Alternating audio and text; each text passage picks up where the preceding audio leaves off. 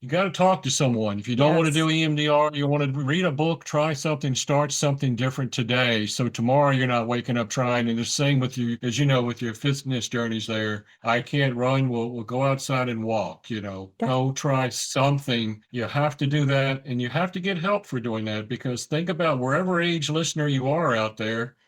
How many days have passed that you've been doing the same thing, expecting different results? Right. You're not going to snap your fingers and go on one walk, talk to one therapist, or go to one spiritual advisor or church service, and all of a sudden ta-da, doesn't. It's mental and spiritual and physical health is a journey, not a destination.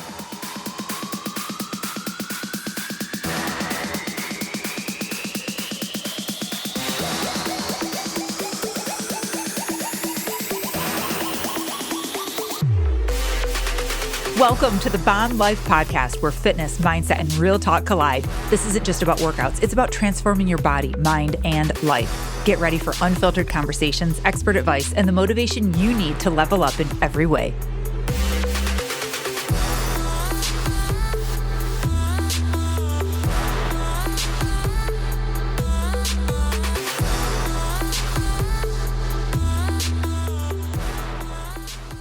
Hey everyone, welcome to the Bomb Life Podcast. I am Melissa Vogel, your host. Welcome to the show. If you are brand new to the show, welcome. I'm so excited that you have finally found us. And if you're a returning listener, welcome back. This show isn't possible without all of you guys listening. As always, please rate and review this podcast. I always say that at the end. I'm like, I'm going to say at the beginning this time. So please rate and review. 5 stars if you feel appropriate, and leave a review. It does a lot of things for this show. It's like leaving me a huge tip in the tip jar. If you can believe it, which I cannot, it is February of 2026. So let's kind of recap the year so far, which means January. Sit down and really ask yourself, okay, how's it going? Did you show up? Did you fall off track? Did you start looking into more about how self-confidence, self-worth, things that you're dealing with at work, things that you're dealing with your macros, your food, your workouts, your intensity level, your consistency, how all of those are impacting your fitness journey? Because they all do.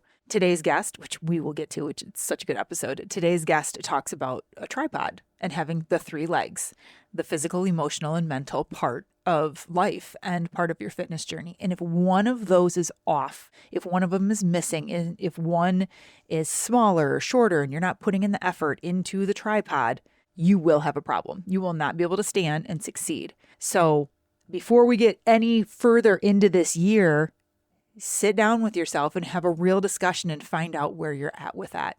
And one of the big things with this being the month of love and focusing on that, not just always like love for other people, but love for yourself, real self-confidence.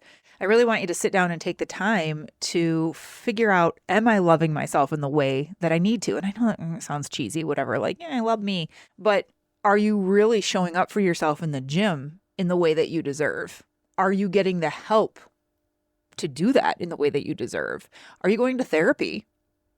Do you know that you have issues and problems maybe in your relationship or just, individually, and it's time to get help? That is ways that you love yourself. That is how you show up. That is how you improve your confidence. It's not all about just getting a 6-pack.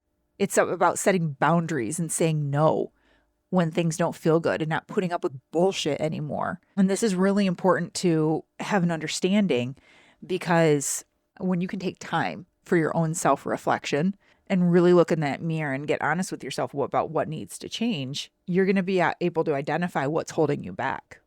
Why haven't I before? And today's episode's all about kind of trauma and moving through that and really seeing how, if you've had some childhood trauma go on, or in your teens or early in life or even last month, it will stay stuck in your body, and then you will stay stuck in other ways. You will not grow. You may succeed in work. You may be super successful. You may have a good, high-paying job. You might be doing okay in your relationship. You might be great at fitness. You might have a body that you really like. However, what do the other 2 legs of your life look like? You might have this great bod, but your marriage is falling apart, or your kids hate you, or you're doing really good at fitness, but you don't have a good job and you're going to lose it, and you are totally falling off track in that area. We want everything to line up. Do some self-reflection. Is there any trauma in your life that's impacting you still today? And that's what we dive in today with Kevin Hughes. He's an Amazon bestselling author, as well as a winner of the Literary Titan Gold Award and the American Writing Award. He's been featured on the Spotlight Network with Logan Crawford and the Home From Here podcast with John Burton. He is a recovering optimist, which I just love that title, and a mental health advocate. Kevin was born into poverty and was severely abused in Lynchburg, Virginia. Kevin is a veteran, having served in the United States Navy and graduated from Lynchburg University. And he's married, has 2 daughters, and resides in Eaton, North Carolina. His debut book, Sociomom, tells his story of dissociation until his late 40s because of the abuse received by his sociopath mother and how he overcame, survived, and now thrives. It's a crazy story, you guys. Not when writing or working with at-risk youth. Kevin loves spending time outdoors, hiking, playing golf, and working on himself. This book was written for you. It was written to help you uncover what trauma is going on in your life, how to move forward from it, and to show you that you can literally overcome anything. And yes, his story is a little extreme. Obviously, it's a great read. Highly recommend it for everyone listening. We'll put a link to it in the show notes.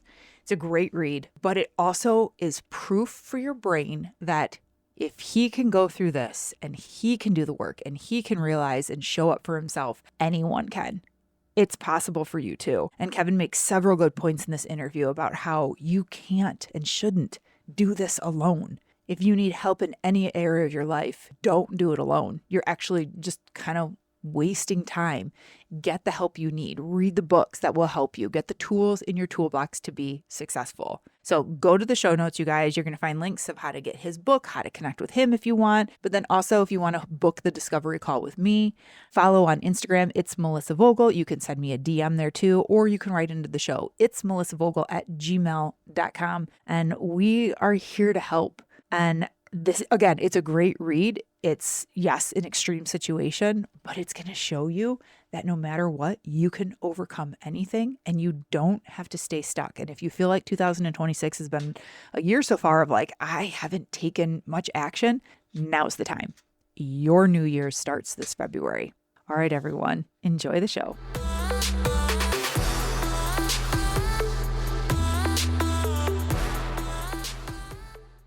Hey everyone, welcome to the Bomb Life podcast. Today we have Kevin Hughes on. Kevin, welcome to the show. Hey, thank you for having me. Great to be here. This is going to be an interesting conversation. You're a bestseller. You're a survivor. I mean, you're a mental health advocate. I love recovering optimist too. I love that that's in your title.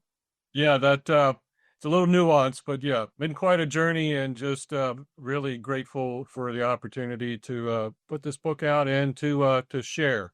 Hope is to let everyone realize you can overcome anything regardless of your circumstance. And not just a survivor, I'd say I'm a thriver because the story is Sociomom, my story of terror, truth, but more importantly, the last word, triumph, because you can triumph from obstacles in your life. Yeah. And that's one of the things that attracted me to having you on the show was like, we keep needing proof and stories that you can overcome anything. Like anything is possible. And so many people get stuck in their mind of like, this is terrible. This is horrible. I'm never going to get out of this situation. Or because of what happened to me in the past, like that affects my future. And people really, really get stuck. And also, Kevin, people don't realize that things that they have experienced in their past, how much it impacts them today. A lot of people think like, oh, I'm over it. Or that happened to me when I was a kid. Or like, when I was in my 20s and now I'm in my 30s or my 40s, no big deal. And they don't realize like they're still carrying that with them. That is still impacting the choices that they're making today.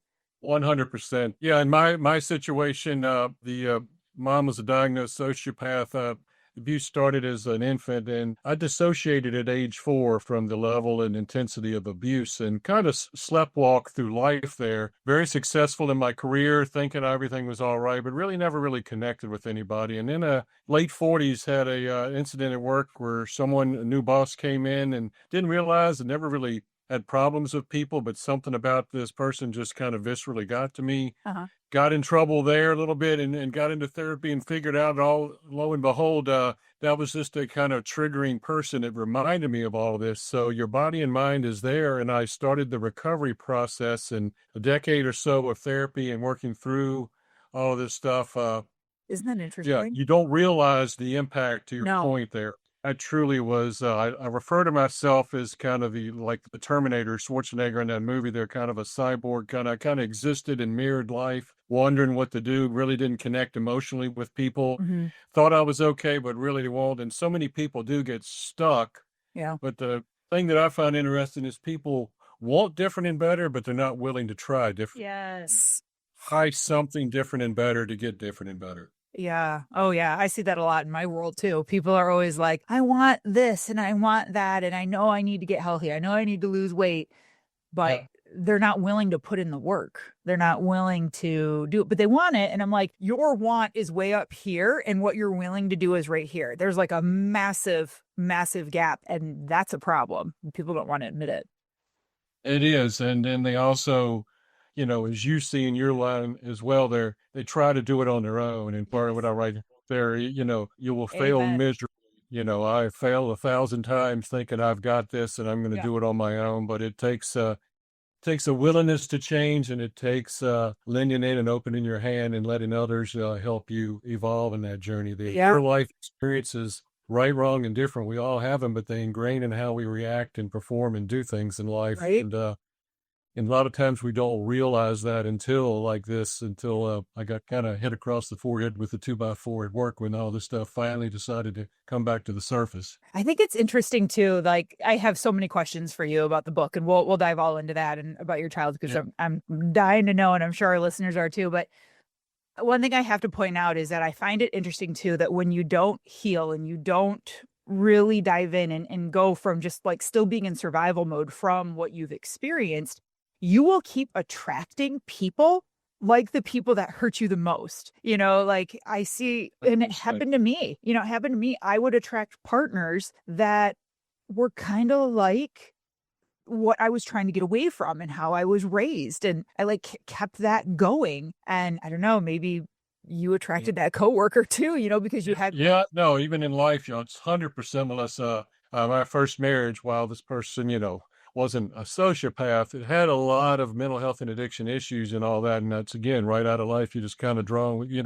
with the environment you're brought in. We don't realize what we do and what we accept and how we don't evolve and recognize there. And yeah, that coworker was a new boss, and I just kind of was like that Terminator. I was very good at work. I was in a Fortune 5 company and consulting and did very well, and never really worried about any of those things. But this person, just their personality, and come to find out, their look, they were blonde, younger, like my mom, and they had this kind of my way or the highway, and I just didn't realize it, and it just struck something. But it's really when trauma, it's like holding a ball under the water in the ocean or the pool there. It's pushing, trying to come up there, and if you at some point in time, it's going to pop up, and that's what this is, this untreated trauma. I just kind of kept plowing through, thinking I could outrun my past, really not remembering much of what's going on. My mind protected me, but when it was ready to happen, boom, there were some signals, but I didn't really address them. I just kept plowing forward, like most people do. You're in denial and just keep going, and sooner or later, it catches up with you. It does. It does. So you've used the word sociopath a couple of times now. Can you tell us what exactly is a sociopath? Because I'm not even sure I exactly know. And something scary too. I was in a relationship, one of my previous relationships, once I got out and I started telling people about my experience and like what had happened and why I was trying to leave the relationship, and then it blew up. A few people used that word and they're like, he was a sociopath. And I'm like, are you just throwing that term around? They're like, yeah. No, really. That is like sociopath behavior. And I was like, oh shit, I didn't even see that. So I'm curious. Yeah, no, it is. And in society, that and narcissism and all, they're kind of loosely done. But later in life, as you read in the book there, that, took her to a geriatric psychiatrist there and actually, was diagnosed I bet. there. But she was extreme narcissism and a sociopath. Basically, that term, you lack empathy for others, and you only see the world through your lens. Whatever your actions are justified by that thing in your mind. You don't connect the right and wrong in that. You think about people like, Ted Bundy and whatever and all that. They're extremely charming people. They're manipulative. They'll get and do whatever to get what they want out of life, but even to the level of violence as well. But they don't, like you and I, oh my gosh, I accidentally bumped into someone, I knocked someone down, or I said something mean to somebody. We'll come back around and think about, oh, what, and have some regret or emotion to Yeah. that or empathy to that. That doesn't exist in a sociopath. They just truly see she was a beauty queen in high school, had, some singing and talent, and envisioned her stuff as a Hollywood would-be star, that it didn't happen. And anything that, that was the lens she viewed life, and everyone was a means to her ends there. And regardless there, whether it was uber charming someone, with her looks and beauty, down to the brutality of cruelty and abuse to whatever she would need to do. And that's kind of the difference in sociopath. And people will talk about, hey, there's a tendency in all that, but the difference between that and a true diagnosis. So I say that loosely. I've actually got that document from that geriatric psychiatrist, that poor double board certified psychiatrist, after 30 minutes with her there, gave me the diagnosis and said, I'm sorry, but I can't treat your mom. I have transference. Basically someone who trained for decades, to do this, could only handle mom for about 30 minutes, and said, here's your diagnosis, but thanks very much. I can't do anything else for you. That's how rough she can be and get with stuff like that. Wow. She could just hit the people one way or the other. Okay, I have another question. Now, like the book and your mom and taking care of her, and like, can you look back now and see how your mom turned into a sociopath? Like, can you look at her childhood, and because there's a lot of pretty people and, that use it to their advantage. It doesn't mean they're, psycho or sociopath, or they still have empathy. Do you know what made her like turn? I think she had the family had some history of some mental illness, and she came really late in life. Like her older brother was 18 years older than her, so she was really late in life, and there was different abuse and things that supposedly she would touch on in and out later in life. As the aging and dementia things start coming in, the walls come down and they start sharing a little bit. But that's just how she operated, and it wasn't always a mean thing. A story late in life, I went to the home I had her in to take her to the dentist, because I did trust the place to take her, and she was notorious about getting finding pain meds and things like that. So I walked in, set her down, walk up to the desk to check her in at the dentist and say, please, for the love of God, no pain pills or anything like that, whatever you do today, because she has addiction issues. Up there, 3 minutes when you check someone. I walk back out, and a lady probably your age is out there sitting, hugging my mom. I love you, Sandra. Looked at me, said, you need to be a better son. And Sandra, I'm coming to see you, and I love you. So in 2 minutes, kind of like Bundy there, had this complete stranger enthralled and enamored with her. And that was when she was in her 70s. So, I mean, I can't even imagine when she was in her 40s or her 50s. Yeah, so it's a skill that works, it vacillates between that. So you think sociopath and you think, oh, people are chasing you with knives and guns, but no, it's a truly psychological gain, whatever I think is my view of the world at whatever cost to anyone else. And I'll use whatever means from good, bad, and ugly to obtain that without any lack of remorse. That's basically the bottom line where you land. I'm glad you went through that. I'm glad we kind of like covered that, because I don't want people just going like, oh, okay, his mom was like psycho. Like I want people to have like an understanding to it. Do you remember, like, what is your first memory as a child?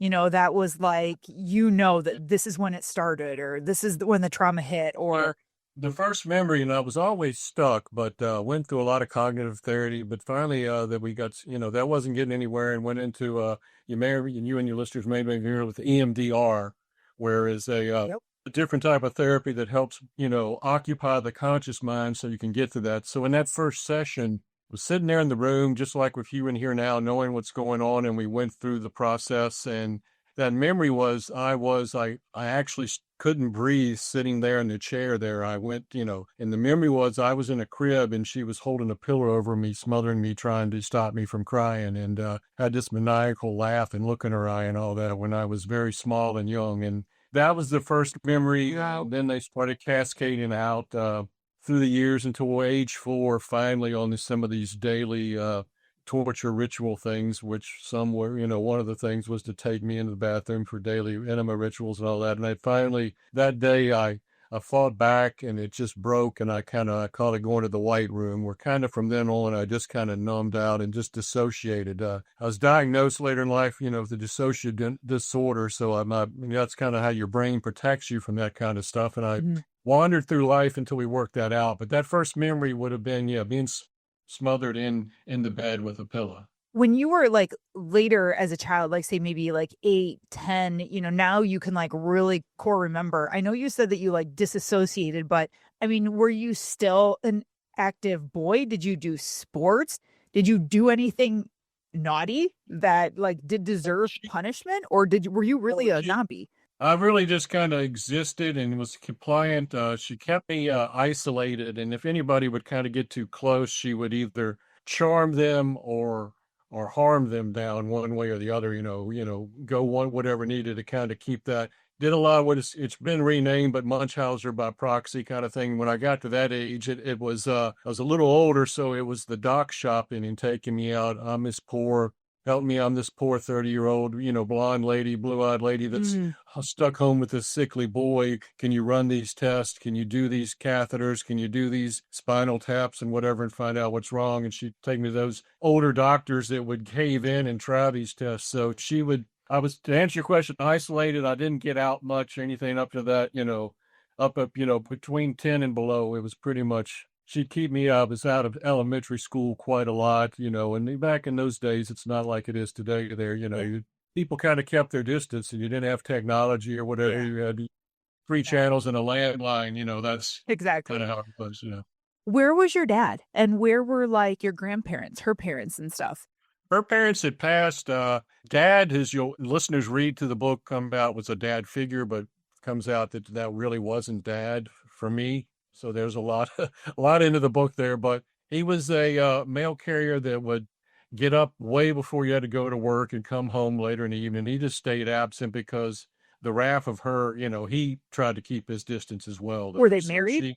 They were married, but she kind of just kept and controlled and manipulated him. And when he'd get home, oh, you look tired, let me fix you something. And then all of a sudden he'd be asleep. She'd kind of deuce him. Later in life, when, I was an adult and had to go in to take care for him there, they were both just pill shopping, sitting at home, and she was trying to dose him and OD him. And, they just unhealthy. But he was there, but he just stayed away because she would make it hard one way or the other on him. She would control him through either her charms or drugging him, inducing him, and stuff like that. And he just never. But did he witness the abuse and things that you went through? He didn't witness. She always did it while everyone was away, while he was away or whatever. And then a lot of this was done, especially when the 3 or 4 on a knife point there, I'd hear the rattle of the kitchen drawer and she'd come. So I would know. It's always in private, always staged, and worked around that. She stayed at home, and she would try to, once I started going to elementary school, would keep me at home a lot, just enough to, and send me just enough to keep suspicion away from school and all of that. But was done at knife point there. She had the kitchen drawer, you'd hear the rattle. She would use a knife as, to keep me in compliance. So, I mean, you didn't dare say anything. Yeah. Like your mom pulled a knife on you. There was a knife in the kitchen drawer that when you would hear, when she'd go into this rage, I'd hear I could sense when it was coming. And then if I'd run to my room, I could hear the kitchen drawer, when you open a drawer, how all the cutlery rattles. And then, she would come and use that day and or night. If she would dose Dad at night with whatever, he would sleep through whatever. She'd come in at night and things. So yeah, things about sociopaths, highly intelligent and manipulative and know how to work the system situations. Okay, so what age did you finally get out? What age did you finally move away, start somewhat of a life of your own? Yeah, as soon as I could, as soon as I finished high school there. Okay. I did well in high school, but, was academically honored and all, but, wasn't allowed to go to college. I asked about it when other friends were, and said, I was too sick. So they didn't have any money to do it because I was sick, which didn't make sense since Dad worked for the government, for the post office. They had insurance and stuff. But so I opted out and joined the Navy as soon as I could, right as I graduated, and got the heck out of there. Went into their nuclear engineering program, got out and served for a while there after, but 18-year-old kid after being in a year or two, realizing being in a steel tube there with all these, not knowing what was wrong and the anxieties I had, that probably wasn't good. So I opted out and got out of there and then got into work, and put myself through college on my own while working a couple jobs and things there. But as soon as I could get out, I got out right at 18. And then when was the first time that you realized that you really had trauma and issues? Was it with that boss encounter? Was that? At the time of the boss encounter, and I write about it, I typically, and not to gender it out, but guide out there like, oh, I'm just going to power through this. I'm going to read books. I'm going to crush therapy like I do my consulting job and things, and I'm going to kick it and win and then get back on it. But as I started into that therapy process, and some of these things, these memories started to peak and come out during that process. I was told I needed to get some counseling, hey, because I didn't do anything really bad, but I was just, not rude and talking behind the back of that boss there. I just didn't know why. It wasn't my character. They called me in and called me out on it. And I'm like, I really don't know why. I think something's wrong. But then when we got into the therapy, which I went in with, I'll do this and get back on track in a couple weeks, it started to come forward, then the memories and things, and then especially with the EMDR. EMDR, is very powerful. I mean, really, you was sitting in that room. No, I'm talking to that therapist and I'm safe, but I truly was feeling like I couldn't catch my breath. The therapist had to stop and say, "Are you okay? You look like you can't breathe." So that's where that happened, probably within a year or so of that incident.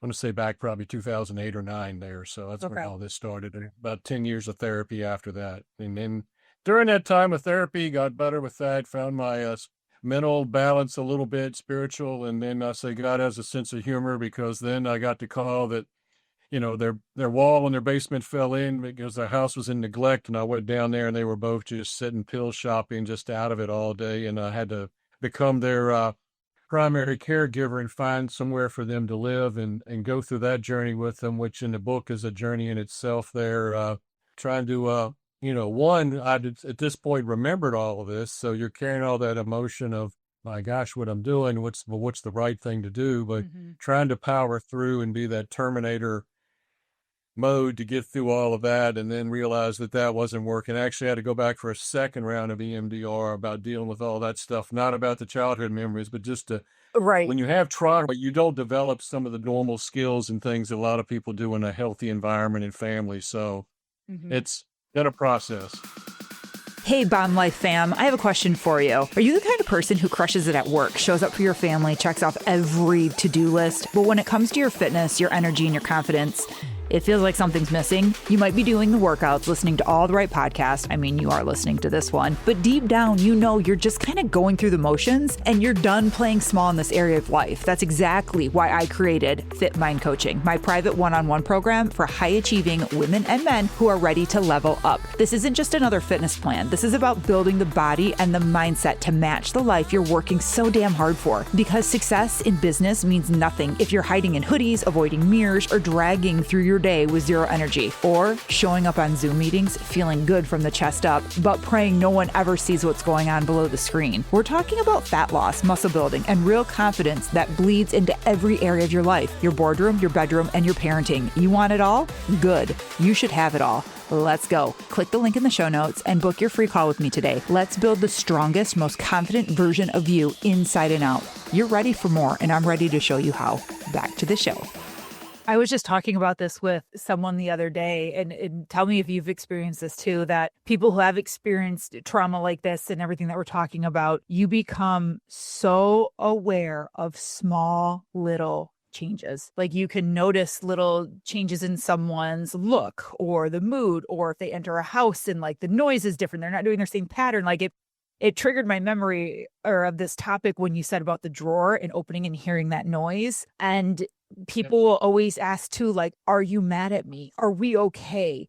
And they're constantly asking and needing that reassurance because their brain picks up on such small shifts and changes of like, oh God, here it comes. The tornado is coming. And people don't realize they still do that as adults because of what they experienced before. And it's not someone that, is like broken. They just need a lot of reassurance. They pick up on everything. It's a lot, it's triggers and then even micro triggers, and it's a lot. It started as a child, like you said, I could have to sense and know what's going on, to try to, I couldn't really protect myself so much, but I learned from that. I'd also write about that in a book because of that awareness. I think that's what helped me to be successful in my career, because I learned to read and sense people in a room, consultative sales and some things like that, being able to negotiate and see and read things. So, but it also, as I started into this recovery process, there's still to this day, there's little things that, not even a loud noise or a drawer, but it can be a subtle thing in the distance or something like that. I call micro triggers that really can send you almost into a little bit of a spiral there, and that hypervigilance about that. So there is a lot of work in therapy, and people, you don't have to be raised by a sociopath. A 20-second encounter of trauma can have the same lingering impact on your body and your mind as the things I've went through, but you do have to address those things and those triggers. They can be helpful, but they also can really hinder your life. And once I reconnected from that whole Terminator mode kind of staying, just plowing forward, and started living in the present and feeling it, you really have to watch that. There's certain days and things that all of a sudden I have to, hey, I'm in the grocery store, I'm picking up a head of lettuce here. What's going on? Why, but it was a child crying 3 aisles over that I didn't focus on, but you hear that. And, so to your point, you got to work through that and work with someone on that. It's not something ever goes away. It's ingrained into you, just like other traits in a normal environment. And it impacts how you interact with your significant other, your kids, the partner that you choose, how you perform at work, whether or not you hit your fitness goals. Like, that's a big thing too, is I don't think people realize that, like, when you feel you're not worthy of something, when you've been put down before in a relationship or by a parent, like that, like ingrains and embeds in your mind of like how you feel about yourself. Like that, like imprints on you of like your self-worth. And then people don't see later how that impacts them just showing up to the gym. I'm like, well, how do you feel about yourself? How do you feel about your own self-love? Because if you don't see your worthiness and love yourself, what makes you think that you're going to have the power to get up, go do a hard workout, and pick the right foods when you don't feel that you're worth that activity? 100%. And you either fall into that, or I kind of fell into more because I didn't have control, that I couldn't control that situation. I went out into life that I was going to win and kick butt in whatever I did. I was super successful, award-winning at work. You talk about working out. I'm 61 years old. I work out with a group of guys, boot camp style, 5:30 just about every day of the week. And most of them are half my age, and I'm out there running and gunning and doing with them and all that, trying to compete. But it's a mindset that you have to make a choice, and either you're a victim or you're not there. And I've always chose to thrive forward there, but it takes more, even in fitness goals. You can't just do it on your own. You got to consult people like yourself and work with and that in anything in your life there, because there's the physical, the mental, and emotional. I call them the tripod of life there, so to speak. There, tripod has 3 legs that holds up a camera or something. If one of them is out of balance, it doesn't matter how great you're doing in the other two. You have to keep a balance in that there, and that's what I strive for today. Yeah. Well, and I got to imagine writing this book has just strengthened all 3 of those legs. But I mean, you're brave to write this book and to share your journey and your story with everyone. Like, and you just spill it. Like, you're just like, this is my life. Thank you. Yeah, I really wrestled with Melissa, in the I bet 5.5 years of doing that. Started out, in COVID, done through all the therapy and all that, and still after Mom passed, had this lingering, just couldn't figure it out there. So I did some Zoom calls with someone that does some ghostwriting and all that, trying to talk this stuff out a little bit. It wasn't the intention of making a book, but after going through this, she's just like, Kevin, you need to put this out there. And I'm like, yeah, but I'm 60 years old. Do I really want to put as a guy all my stuff out in the street about all these vulnerabilities? But really reflected and wrestled with God about that and realized, it does me no good to carry that to my grave and all that. And too many people in life, adults, especially men, want to white knuckle their way home through life and everything. And I just said, let's put this out there and hopefully it will help others bring awareness that they can overcome whatever they are. And got really good feedback and great reviews and things on Goodreads from folks that have feel and seen. So that's my mission in this, is to put that out there to let everyone know that you can. But it was a struggle. I wrestled back and forth, even at the time of publishing and doing this there. What am I doing here? And still people, they love you and all, but they kind of give you that look. And because you have that discernment we talked about earlier there, you can kind of sense that, oh, it's Yeah. Oh, that's kind of you. thing there. But yeah, it's you and whatever. But the grander scheme, if it helps one person, Melissa, do different and better and get unstuck and move forward and live the life that they're supposed to live, it's worth it. Mm-hmm. It truly is. When you're out with like working out with the guys or people at work now and stuff, I'm really curious, like, can you pick up on other people now because you have such awareness of your own journey? Can you pick up on other people that have gone Yeah, through it's some like, things a and you're like, superpower, yeah, a it's joke a like superpower. Spider-Man has a spidey sense about stuff. I Uh-huh. was a youth leader. During this recovery period and while I was dealing with mom and dad, I crowned my faith and I was a youth leader there, a very unconventional youth leader. And I could walk in the room and just sense, I write about this in the book, trouble that's going on with someone. And today, in the same thing with the group of guys, I can just, you know, and with working out with them about almost 2 years now. And I remember the first time coming out, just, here's 2 or 3 guys, the radar's going on. I'm like, whoa, Yeah. didn't ask or whatever, but you learn to figure out over time. But yeah, I can sense that discernment is super strong on that there. Sometimes to the point of detriment and distraction there, because you have to dial that down and just kind of, but it's definitely there for sure. I know. I can relate. Like, I put me in a room full of like 5 women, and within a couple minutes, I am like, oh, I can sense what you have been through, or you have daddy issues, or this happened, or, yeah, you can pick up on things a lot. How do you see this impacting like people not working through all of this? Now that you have this book out, you're very successful, you're helping others, you have awareness of all of this. What do you see as like one of the biggest impacts that undealt with trauma is having on our society? Well, it's crippling, and it's in a couple ways. So you either when you don't deal with it, you either self-medicate, and that's through addiction of all forms, whether it's drugs, alcohol, food, sex, you name it. Or I see so many, especially I saw this with some of the teens and stuff I work with, that families are not sure. Then they send you to the doctor, and the doctor misdiagnosed. Oh, you're just ADHD, or you got anxiety, got all this. I'll take these medications. And you never deal with the root cause. And where it happens to societies, people get stuck and plateau in their unhealthy environment. It's just a revolving door Yeah. of, negativity, mediocrity, unhappiness, Yeah. unfulfilledness. If you don't deal with it, it will deal with you, period. That's, your listeners there. You have to, and I've tried and whatever, but, and a little gesture I do, what I used to do with the kids and all that. If you take your hand and you squeeze it as tight as you can for like 5 seconds and you feel how hard that is, and then you open it up and you say, wow, you feel the blood come out of your fingers, Melissa. This is you trying to do it on your own and how you just go through life uptight and growing up. But when you open up in that feeling, when you open yourself up and try different, better and do other things, you'll find it. But from our society, look at the level of addiction, unsuccessful relationships, all these things that Stuck. it's epidemic of that, and there's no playbook for this there, and that's what I want people to realize, that you just got to try something different and better. In our F3 group, we talk about coming out and fitness journey. We talk about just today get 1% better.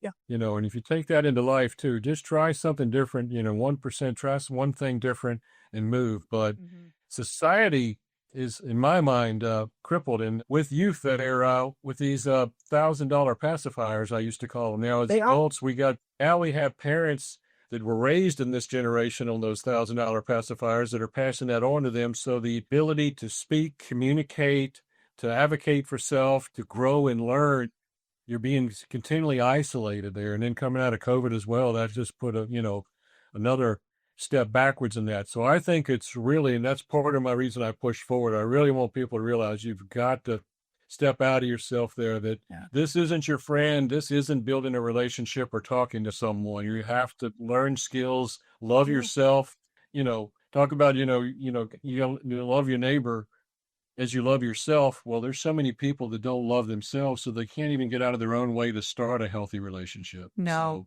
no. And I think it's such a good conversation because there are so many people that are like, I don't understand why I'm stuck. I don't oh, it must be my hormones. It must be because of this, or I got a bad knee, so I can't do anything, and there's so many things. And people are like, I don't get it. I've tried everything. And then they take the fast track or they cheat, essentially. They want quick, easy now. And trauma is, for so many people, it is one of the components that will keep you stuck in life. It'll keep you from losing weight. It'll prevent you from doing everything. With my clients, I am always talking about, like, I want you to think of your whole body as like these clear tubes, right? Like one down the middle and to the side, like there's all these clear tubes. And if you have shit in there that is like clogging them up, you won't have good flow.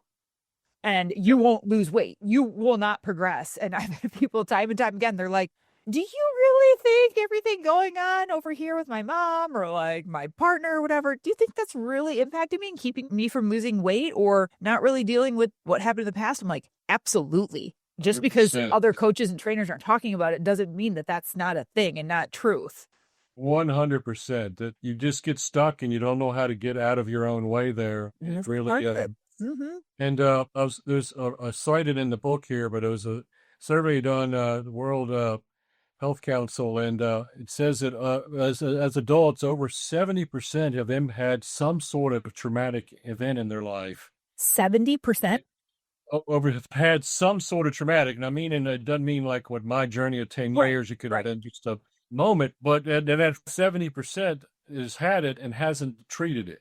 Oh my God. So that's what cemented me for moving forward on this, that people are just, and they keep trying whatever, that quick fix, or this, Mm-hmm. I'll work out harder, I'll drink more, I'll take this, I'll do that. And it gets mixed diagnosed, but it's that trauma root there that's 7 out of 10 people of what's going on wrong with people is foundational in some sort of unresolved trauma that you haven't just, doesn't mean it's some big thing like we're talking about in the Yes. book, but it's just, I just ignored and had that ball that I'm holding under the water in the pool there. It may only be a smaller ball, but I'm still holding it down there and I haven't let it come to the surface and look and dealt with it and set it aside. That's unresolved trauma. And yeah, so it's definitely real. And in fitness and in all areas, relationships, it's epidemically impacting society, in my opinion. Yeah. If you could leave people with one like piece of advice, one, maybe someone's listening that's like, God, yeah, I have been through some stuff, but I never thought it was really impacting me that much. And now hearing this interview, like,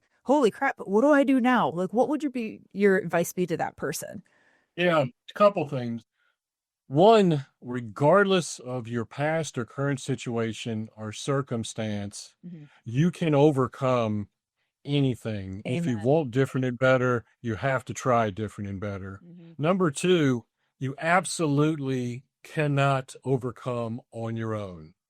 Get over that myth. You can get so far with it, but you're just kidding yourself and wasting time and years of your life and the people around you. You have to seek out and get help. And by that means, try something different and better. Mental, physical, and spiritual, try something different and better.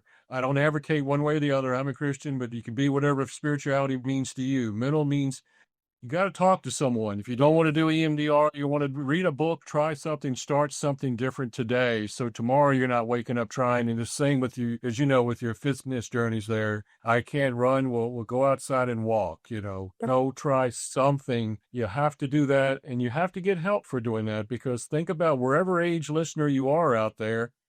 How many days have passed that you've been doing the same thing, expecting different results? Right. You're not going to snap your fingers and go on one walk, talk to one therapist, or go to one spiritual advisor or church service, and all of a sudden to die a dozen. It's mental and spiritual and physical health is a journey, not a destination. You're not going to have some magic whatever there. So that's kind of I know it's a little long-winded, but that's really Perfect. my advice on where that is there. But really, you can't overcome, and why I wrote this. Not many people were raised by a sociopath for 10 years and then, struggled through life and had to come back and care for them to their dying days. But you've had something. 7 out of 10 people have had something.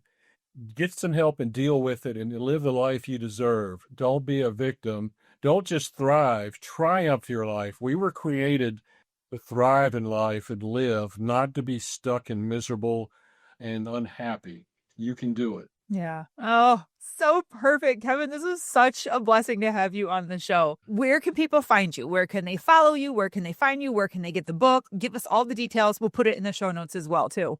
Yeah, absolutely. Got my own website, mysociomom.com. Okay. Is out there where there's a lot of content. There's articles I write about different things, from advocating on mental health and other things and stuff in there, as well as links to the book. The book is on all the platforms, Barnes & Noble, Amazon, Goodreads, and all of those things as well. Social media, I'm out there as well on all the different platforms of Facebook and Instagram, Kevin Hughes author, but always open to talk and do that there. So some listeners, you may want to think of whatever. I don't have all the answers. None of us do, but just, you cannot change on your own without support and help. If you're an adult, there's too much baggage and things out there that you can't unpack by yourself. Stop and get the right people. And you may go through 5 therapists, 5 spiritual advisors. That's true. 5 fitness trainers. It doesn't matter. But if you never try any of them, you're going to be tomorrow. You're going to wake up and look and feel the same way you did today. Exactly. Oh my God, Kevin, you're amazing. Again, we'll put everything in the show notes. You guys get the book, Sociomom, it everywhere, all platforms. Kevin, thank you again for coming on. And this is a true blessing. And I hope we stay in touch and we can keep this conversation going even more. No, thank you, Melissa. Appreciate what you do, and it's an honor to be on, and thank you for the time. Yes, thank you. Everyone, stay safe, stay healthy. Until next time. The Bomb Life podcast is for informational and entertainment purposes only. The content shared here is not intended as medical, legal, or professional advice. Always consult with a qualified professional before making any health, fitness, financial, or legal decisions. The opinions shared on this podcast are personal experiences and insight. So if you need expert guidance, go find the right professional for you. Thanks for listening.